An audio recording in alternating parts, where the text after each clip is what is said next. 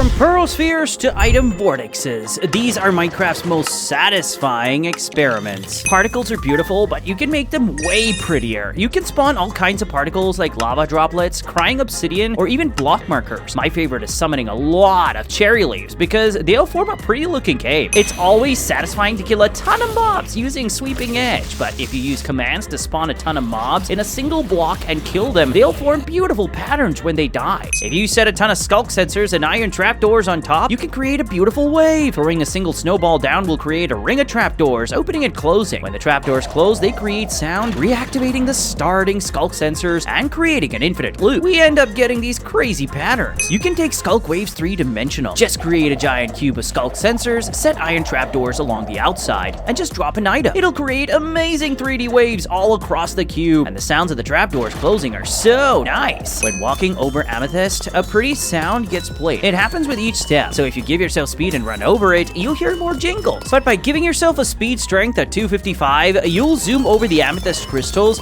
and play an entire musical. Okay, this doesn't sound very good. This giant pillar of dripstone can break in seconds. If I activate this observer, all the dripstone will gradually break all the way up into the sky. This is the coolest thing I've ever seen. If you create a copper-only world and increase your random tick speed, all the copper blocks around you will oxidize super quickly. At the edge of your world, you'll even see an oxidized copper spreading like a virus to normal copper. The gradient looks pretty. Don't break this block. Well, unless you want to be extremely satisfied. These amethyst blocks will instantly regenerate, and with an efficiency 10 pickaxe, you can break them very quickly. This is a TNT slide. Click this lever to spawn a bunch of TNT. The TNT is special because it'll never ignite. It'll just gently float down until it starts bouncing up and down. The wave almost looks like a really long snake, and when the TNT reaches the bottom, it'll drop off to the void. Boats travel extremely quickly on ice. Some players have made dedicated ice boating tracks where you can glide across to the finish line. There are all kinds of tracks like soaring through mountains, underground caves, and even a rainbow road. It's super satisfying to drift across the ice. Silverfish love to be annoying, so I trapped a ton of them in this obsidian box, and pressing this button will explode them all. These pests are the worst. Obsidian normally takes forever to mine, but not with Haste 255. You can shred through hundreds of obsidian blocks. It's also satisfying to mine a bunch of ore and then collect the items afterwards. If a silverfish has poison, it'll cause another nearby silverfish to break out. So if you create a huge area of infested blocks and throw poison at a few silverfish on top, instantly the bugs will all crawl out and the huge cube of silverfish blocks disappears in seconds. Hoppers are amazing for transporting items, but they're so boring. For a more exciting way, try using an ice and bubble beam staircase. The items will glide across the ice and bounce on the bubble beams all the way to the top. The items look like they're dancing upwards. When items get stuck in the ground, they float to the top. Using this mechanic, we can actually create an item too. Just point a dispenser up and place a pillar of glass blocks. Any dispensed item will travel up the glass like a working tube. If you enchant your crossbow with piercing level 127, you can shoot through a ton of mobs. Just spawn a bunch of snow golems in a line, aim the bow straight, and slice through them all. This barren wasteland has no life, but if you place a single grass block, it'll gradually spread across the entire world. But to make it extra satisfying, you can also place a mycelium on one half and grass on the other half. The two blocks will have an epic grass versus mycelium war. Gravel can be super annoying when mining. However, if you place a torch underneath, the gravel will all just turn into items. Wait, how is this still going? Water is special because when it collides with another water block, it'll create a new source block. So if you create an ocean-only world and erase a large section of it, the water will regenerate super quickly. And it's kinda cool. But something even more satisfying is this automatic cobblestone farm. Cobblestone will continuously form and get pushed by pistons. Once it enters the blast radius, a TNT will explode the cobblestone, which will then flow down to the collection system. The machine will run forever and generate infinite cobblestone. This is a creeper converter. When lightning strikes a creeper, it turns into a charged one. So if you build a chamber like this with a lightning rod in the middle, just throw a channeling trident at this lightning rod and it'll light up all the creepers. And if you throw the trident again, it'll kill them all. This is a pearl spear. You can make it with only 2 command blocks. The armor stand in the middle is rotated and the ender pearls are summoned where it's looking. Once the armor stand finishes, you'll have a floating ender pearl spear. But it gets even better. If you light a TNT in the center of it, all the pearls will burst outwards, creating this beautiful effect. By dispensing diamonds at the wall of honey, they'll fall down in slow motion. The diamonds can then be routed back up with hoppers, so the items will rain down forever. Just watch out for pesky thieves. Hey, those are mine. The easiest way to make a wave machine is just by using a few powered rails and mine minecarts. It's already pretty satisfying, but you can level it up by extending it many layers. You'll get a much better way. A single bucket of water can hold enough water to flood the entire world. Placing water at the top of a large lava pathway will turn all the lava to obsidian. Just a single bucket of water is able to do all this. Sand normally falls down, but if you place them on torches, they'll float. You can stack them up really high, and once you have a pattern you're satisfied with, just break the bottom torch and watch it all crumble down. Crossbows take forever to reload, but if you constantly give yourself a fully loaded crossbow, you can rapidly fire them like a machine gun. Get back, monsters! What if projectiles could bounce off slime blocks? Well, this mod makes it work. You can bounce arrows around corners or even throw ender pearls against walls, but what I love most is bouncing snowballs off close walls. They'll bounce back and forth rapidly. You can also toss a lot of potions to create these amazing curves. When Sculk breaks down, it drops some experience orbs. To break it instantly, use an efficiency 5 hoe, and you'll be able to shred through it all and experience these satisfying sounds. If you store a bunch of netherite in a shulker box and throw it into lava, the shulker box will be destroyed, but all the items will float back into the surface. But for some reason, if you throw it at a cactus, the items just get destroyed. My netherite! You can make an item whirlpool. First break 4 blocks in the middle, and then break 7 blocks out on each side. So you get something like this. When we place water in the middle, it'll create a mini whirlpool. Just throw in items, and they'll start twirling in circles. How do you make a sand wave? You can do this by creating a large area of bubble columns, and then stacking up sand blocks in a similar diagonal pattern, just like on top of signs. Once you break the bottom block, all the sand will fall in a bouncing wave. It's like a sand hot tub. This crossbow makes it rain TNT. The arrows will rain bombs like a beautiful rainbow, and it looks gorgeous. I like to destroy massive amounts of dripstone using it, or even use it to kill a ton of cats. How much can Sculk spread from a single Sculk catalyst? When a mob dies near a catalyst, block Sculk will spread. So if you spawn a ton of Ravagers nearby, you can see the Sculk quickly spread and infect the land. My world is ruined. Check out this new block. If we correctly angle ourselves, this tunnel looks like a strange alien block. But flying around it, we can clearly see the tunnel. Using this illusion perspective, we can also create tiny diamond blocks like this. Cute! What happens if you light an end portal with bedrock inside it? Lighting end portals normally deletes all blocks inside, but bedrock is special and should be impossible to break. Well, it turns out the end portal is stronger and destroys the bedrock. Redstone can be surprisingly satisfying. This is a minecart wave machine. It uses slime blocks and repeaters to bounce up minecarts in a beautiful pattern. What's even better is you can exchange the minecarts for villagers and terrorize them. Something very satisfying are automatic farms because they'll work forever without you. This melon farm is super satisfying to watch. As the pistons break the melons, items float down. By throwing a snowball at a group of wardens, they'll all huddle towards the sound and form a circle with their antennas, lighting up in a ripple pattern. I think they may be getting annoyed. If you place a lot of enchanting tables, the books will all follow you around. Looking at the tables from above, you can see a nice pattern. Forest trees normally stop growing after a certain height, but using commands, you can replace the chorus flowers with new seeds, and the chorus tree will keep growing. Keep doing this until the chorus tree is huge, and breaking the bottom stem will collapse the entire structure. With a realistic physics mod, the breaking looks pretty realistic. This mod makes water super realistic. Placing sand on top of water will push it out. Infinite water sources don't exist, and dispensers will only shoot a drop of water out. If I blow a hole in this dam, water will start gushing in and flood the area. Eventually, the water level outside the dam and inside will level out. Sorry for ruining your homes. This is the most inefficient staircase ever. It takes 18 blocks to go up just 1 block, and although it's not very practical, I think it looks pretty cool. What happens if realistic water collides with sponges? Let the water flow down, and it seems like there's still some water left. How about a sphere ball of water versus a sponge bowl? It seems like most of the water got taken out. Some blocks, like bamboo, will completely collapse if you punch the bottom block. So if you make a really tall one and break the stem, the entire tower will collapse. This can be done with other blocks too, like cacti, sugar cane, and my personal favorite, dripstone. Ah, so satisfying. When creating a new world, sand sometimes generates floating in the air. But if you break a single one, all the connected sand blocks will update and come crashing down. It's especially satisfying when the sand is connected to large sections. Crops take forever to harvest, which makes this automatic crop machine that much more satisfying. The water will flow down, crushing all crops layer by layer, and the items will be brought to the bottom where you can pick them up. Goats can parkour. Turns out every once in a while, goats will jump and can easily cross 4 block gaps. But what's even more satisfying is that you can build an entire grid of goats, and by running this command, the goats will all jump across.